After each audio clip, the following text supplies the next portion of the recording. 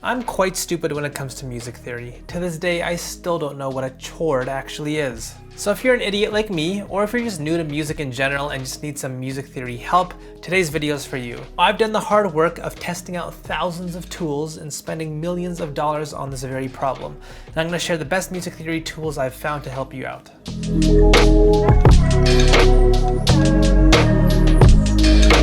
I'm going to give two recommendations. One is a plugin that's better for education, and the other is a tool that's better for productivity. So let's start with the first tool, which is Chords. Out of all the tools that I've tried, I think this is the best for both helping you build chords for your music and at the same time learn a little along the way. As you can see right off the bat, it has a pretty simple interface. You just start by choosing whatever scale you'd like. And on the next screen, as you can see, you can just instantly start choosing whatever chord you want to use.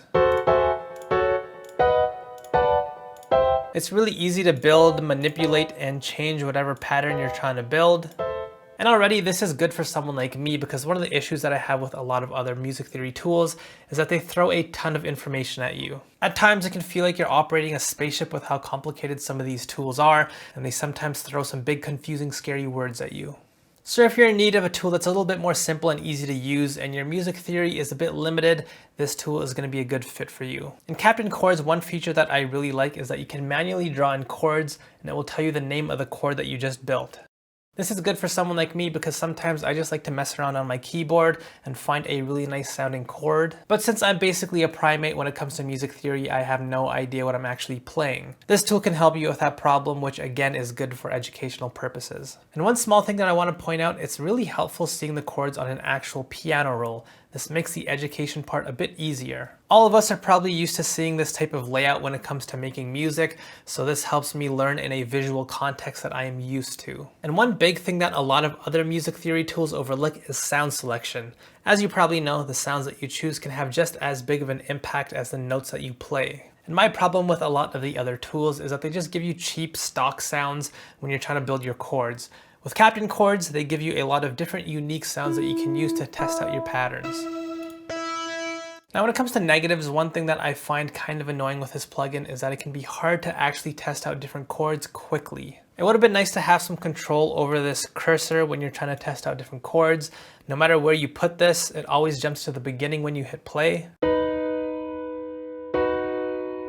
Again, I might be the idiot here and I've overlooked that feature somewhere in here, but as far as I can tell, the cursor is linked to your DAW's cursor, so that doesn't give you the ability to control it within the plugin itself. I have to go back and forth in the piano roll when testing out different chords quickly. The other alternative is to just sit here and wait for this entire chord to finish. So even a feature like an FL where you can hold down Alt and right click, this lets you preview your chords really easily and quickly, so something like that would have been nice. Overall though, if you're looking for a tool to help you with music theory and you want to learn a little bit along the way, I think this is probably the best choice for you.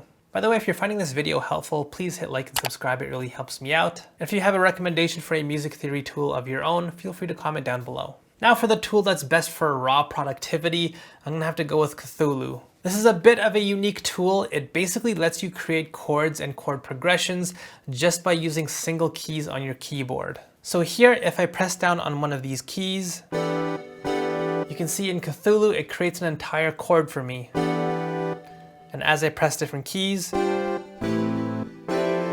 gives me a whole bunch of chords that I can use. Again, this isn't necessarily built for education because if I come up with a chord progression here,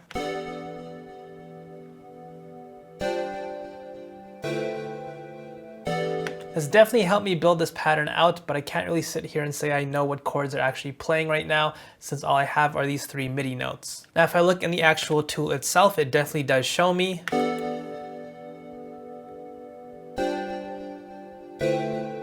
But at this point, if I wanted to make some small changes, I would have to manually transcribe each chord note by note, which could be tedious. It would be nice if there was some feature where it recorded whatever you made and it gave you the actual MIDI, but I'm not sure if that would be possible. Now, one of the big features of CThulhu that I really like about it is it lets you use your own plugins for the actual sounds. And this makes it easier to get an idea for how your actual creation will turn out instead of using the sound in your music theory tool and then dragging the MIDI over. Like I mentioned, the sounds that you choose are sometimes more important than the actual notes that you play, and this lets you choose your own sounds, which is just great. One of the best features that it has is it gives you a sorting option. So for example, if I'm making a beat and I need some big, thick, juicy chords to fill up room, I can just go ahead into the menu feature, go into sort, and sort by number of notes.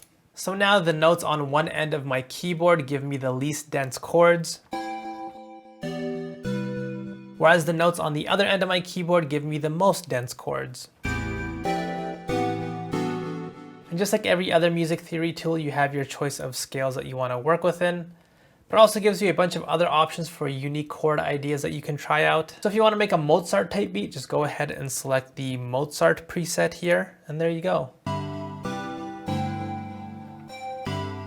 So those are my 2 recommendations for music theory tools. If you have one that you want to suggest, feel free to comment down below. If you found this video helpful, like and subscribe. Head over to betterbeatmaker.com if you want to check out my full online beatmaking course. I also have a link to my free drum kit if you want to check that out. It's in the description box below as well. And I'll see you next time.